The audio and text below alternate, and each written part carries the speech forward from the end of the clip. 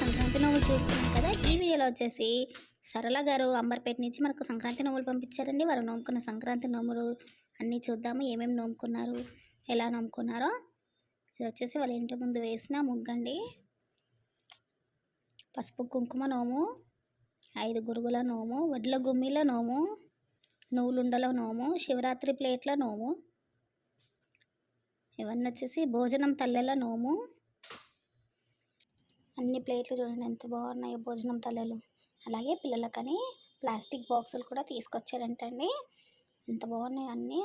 అలాగే తనకి బృందావనం నోము కూడా నోముకున్నారండి. తులసి కోటల నోము చూడండి, 13 తులసి కోటలు పెట్టుకొని బృందావనం నోము కూడా నోముకున్నారు. చాలా బాగున్నాయండి. చూసారు కదా, సరళ గారు నోముకున్న సంక్రాంతి నోములు అన్నీ కూడా చాలా బాగున్నాయి కదండి. చాలా థ్యాంక్స్ అండి సరళ గారు, మీకు ఫొటోస్ వీడియోస్ అన్నీ షేర్ చేసినందుకు.